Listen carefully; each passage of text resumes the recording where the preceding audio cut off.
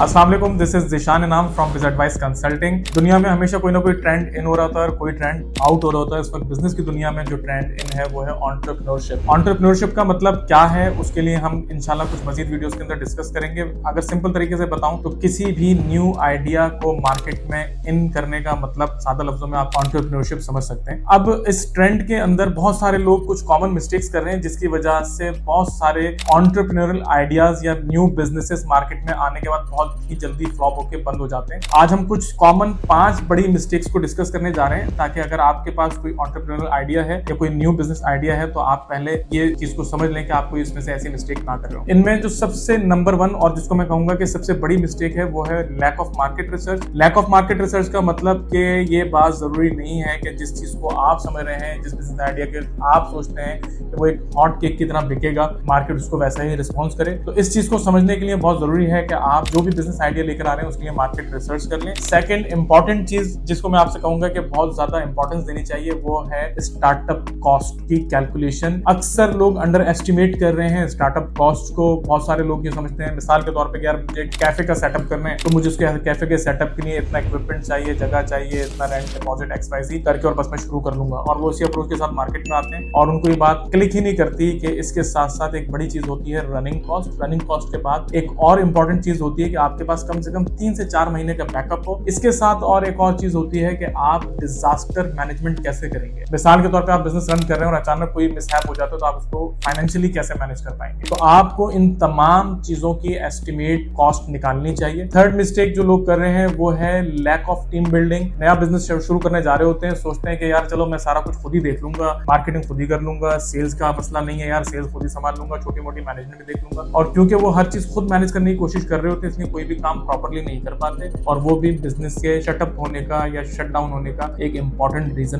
बन जाती है। चौथी मिस्टेक जो कि लोग अक्सर करते हैं वो है इग्नोरेंस ऑफ लीगल एस्पेक्ट। इसकी एक छोटी सी मिसाल दूंगा सिर्फ समझाने के लिए। इग्नोरेंस ऑफ लीगल एस्पेक्ट से मुराद ये है कि मिसाल के तौर पर पाकिस्तान में एक कॉल सेंटर रन करने के लिए मैंडेटरी है कि आप पाकिस्तान सॉफ्टवेयर एक्सपोर्ट बोर्ड में रजिस्टर्ड हो। अब अगर आपने इस चीज को इग्नोर किया और आपने यार पहले कॉल सेंटर चला लेते हैं, जब बिजनेस चल जाएगा तो फिर हम इसको देख लेंगे, और अगर इसी दौरान ही आपको किसी डिपार्टमेंट से नोटिस आ गया तो आपको इमीडिएटली वो बिजनेस बंद करना पड़ सकता है और उसके बाद आपको उसको दोबारा रीस्टार्ट करने के लिए बहुत एफर्ट लगानी पड़ेगी। Last but not the least, जो 5वीं बड़ी मिस्टेक है वो है ignorance of customer feedback. Ignorance of customer feedback को मैं ऐसे समझता हूँ या इस तरह से कहता हूँ कि ये समझ लीजिए कि अगर आप अपने कस्टमर के फीडबैक को इग्नोर करें तो इसका मतलब ये है कि आप अपने बिजनेस के साथ दुश्मनी कर रहे हैं। क्योंकि ये ऐसा ही है, अगर आप अपने कस्टमर के फीडबैक को समझ के अपने बिजनेस पे उसको इंप्लीमेंट करना शुरू कर दें तो ये वो चीज होती है जो कोई कंसल्टेंट भी आपके बिजनेस के लिए नहीं कर सकता, बड़े से बड़ा कंसल्टेंट। यही वो चीज होती है कि जो आपके बिजनेस को